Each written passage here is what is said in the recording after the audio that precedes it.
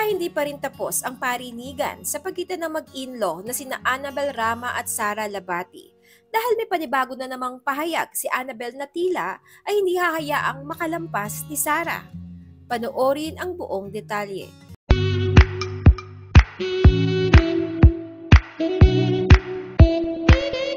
Usap-usapan ngayon ang latest post ng controversial talent manager at celebrity mom na si Annabel Rama.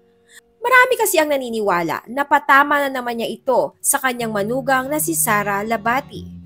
Tila lalo ngang umiinit ang hidwaan sa pagitan ng dating magbiyanan na sina Sara Labati at Annabel Rama. Muli kasing nagkasagutan sina Sara at Annabel sa kani-kanilang social media accounts.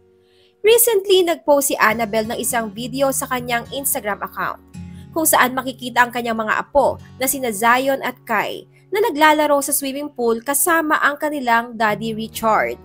Ngunit ang talagang pumukaw sa pansin ng netizens ay ang makahulugang caption ni Annabel sa kanyang post, kung saan sinabi niyang nag-e-enjoy o masayang-masaya raw ang dalawang bata kasama si Richard. Ani Annabel, nakita niyo naman, enjoy na enjoy ang mga bata with Richard. Tuwang-tuwa si Zion at Kai, happy-happy. Kitang-kita niyo yan, hindi ko na kailangang sabihin. Binigyan naman ng kahulugan ng ilang netizens ang naturang post ni Annabel. Ayon pa sa ilang netizens, hindi maikakaila na gusto umanong iparating ni Annabel sa lahat na mas masaya sa poder ng mga Gutierrez ang kanyang apo kaysa sa pamilya ni Sara. Sa kabilang banda, tila hindi naman magawang manahimik pa ni Sara habang ang kampo ng kanyang strange husband sa pangunguna ng nanay nitong si Annabel ay patuloy sa pagpapakawala ng mga patutsada laban sa kanya.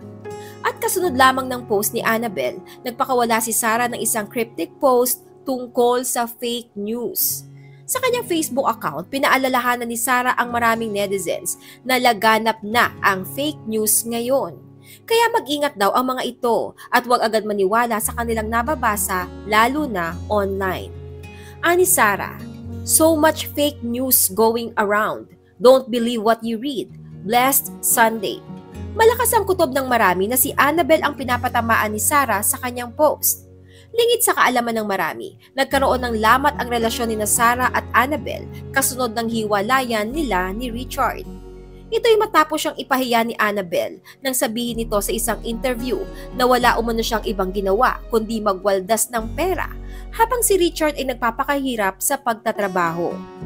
Hindi na nagkomento si Sara sa pahayag ni Annabel, ngunit tinawanan niya ang komento ng netizen na isa raw siyang waldasera.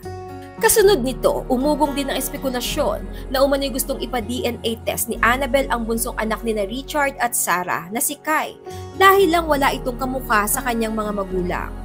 Ayon pa sa isang blind item, di umano'y ang sikretong pagpapa-DNA test ni Annabel ang nagtulak kay Sara para hiwalayan na si Richard. Wala pa namang pahayag dito sina Sara at Richard. Sa ngayon ay co-parenting sa pagpapalaki sa kanilang dalawang anak na sina Zion at Kai. Mukhang hindi na nga kailangan pa ng kumpirmasyon mula kina Sara at Richard na hiwalay na sila dahil kamakailan lang ay ibinahagi ni Sara na lumipat na siya ng bagong bahay. Kung si Sara ay busy sa paglilipat, nasangkot naman sa isang kontrobersya si Richard matapos siyang maispatang kasama sa isang gastropub ang batang aktres na si Barbie Imperial. Kasunod lamang ng isyong ito, tila tuluyan ng pinutol ni Sara ang ugnayan niya sa mga Gutierrez. Matapos niyang i-unfollow si Richard at ang mga kapatid nitong sina Raymond at Rufa na dating malapit sa kanya. Inalis na rin niya ang apelidong Gutierrez sa kanyang Instagram account. Samantala, sa latest update ng Showbiz Insider na si OG Diaz, ibinunyag niyang inaayos na raw ni Sara at Richard ang kanilang annulment.